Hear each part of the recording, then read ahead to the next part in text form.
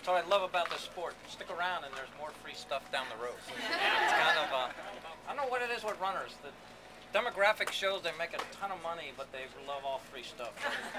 They'll wait in line for water bottles and pizza, but it's great. It's all about the t-shirt. There you go. You're exactly right. Pay $50 to get in the race just for the t-shirt. It's up being a $50 t-shirt, but you can wear it and it shows you ran the race.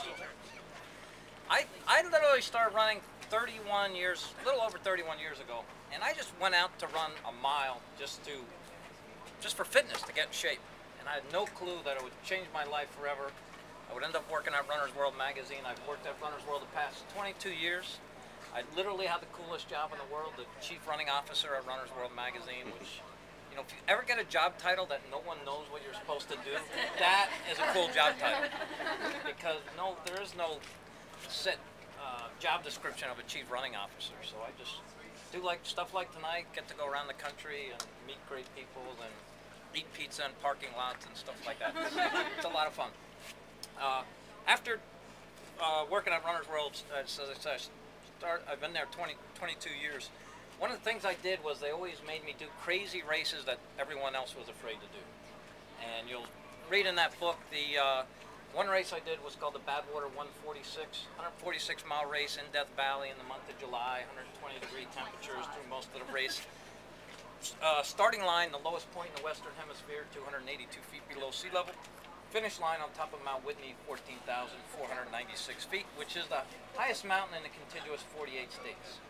And people ask all the time, is it really 120 degrees? It is really 120 degrees. It's actually hotter because the air temperature in the shade is 120 degrees. The blacktop heats up to about 160 degrees, and the sand heats up to about 180 degrees. So you feel this warm wind that there's nothing like it. I've never experienced anything crazy like that. One other race in there you'll find, and I get a lot of questions about this race. They sent me to do a naked race called the Bear Buns Fun Run outside of Spokane, Washington. And it was a work assignment. I was told to go run there, take off all my clothes, and run 5K with the 1,000 other runners. There was a picture in Runner's World with my number right here, but you actually, during the race, you just put it on your arm with yarn. And it was an interesting work assignment because I had no idea what to expect. But I was shocked at how much fun it ended up being. The race director asked me to speak at the pasta dinner the night before the race. He did that over the phone about 2 weeks before the race. I had no clue that people would go to the pasta dinner with no clothes on. And then they wanted me up on this stage with no clothes on. And I was like, you gotta be kidding me. So I thought, well, I'll just hide behind the podium up there. They don't do podiums in nudist camps. They don't believe in it. It was great. Stuff like that happened all weekend. I remember one thing when I left the Runner's World headquarters, my colleagues at Runner's World asked me, do you think you'll win the Bear Buns Run or win the Masters Division? And all I remember saying to them was, I hope I don't come home with some medal that says I was smallest in my age group or something like that. They didn't do awards like that, thank God. It was crazy. And then you'll read in the book, I went to the race with a woman on her first date. That's a whole nother, I can't get into the details on that. Someone that, Becky, you actually know, Janet. But I won't go into those details. That takes too long. I'll mention one other race. I'll close with, I love running in East Africa.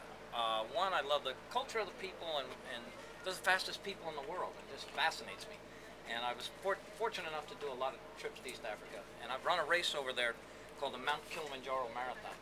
And the first time I did it, I was running one of the best races of my life. Really feeling good, feeling strong. Come around the finish line and finish, and there was nobody there. I mean nobody. No clock, no finish line, nothing. And they actually, the race director left, turned off the clock, packed up the chute, and left 2 hours and 20 minutes into the marathon. He thought there shouldn't be anyone out there after 2 hours and 20 minutes in a marathon. And he was dead serious. When I finished and I saw him in the Moshi Hotel drinking a Pepsi, I went running in and I yelled at him. I said, where did the chute go and the clock and everything? And he looked at his watch and he goes, 2 hours and 40 minutes. Were you picking flowers out there? What were you doing? I was like bird watching and having fun. And I said I was running as fast as I could. He couldn't believe it.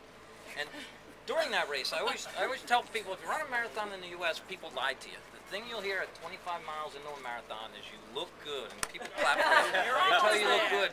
Yeah, you're almost there. You'll hear like 1 mile in the race.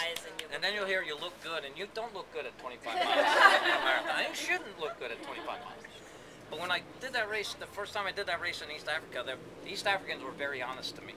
As I was running along, the only thing I heard in Swahili was Poli Poli Manzungu. And I didn't know enough Swahili to know what that meant, so I thought they were telling me I looked good because I was having that great race. But what Poli Poli Manzungu means is they were telling me I was a slow white man, or look at the slow white man they were telling me throughout the race. Just different culture, but it's fascinating. The people there just fascinate me, and running truly is a culture there. But running has changed here. I mean, it's really coming on strong, and as you can see by this group, when I started running races, there were about 10% women in races. And now, most of the half marathons in the country have 60% women in them. In fact, women own the half marathon distance. Almost, right now, the average is 60% women in the half marathon.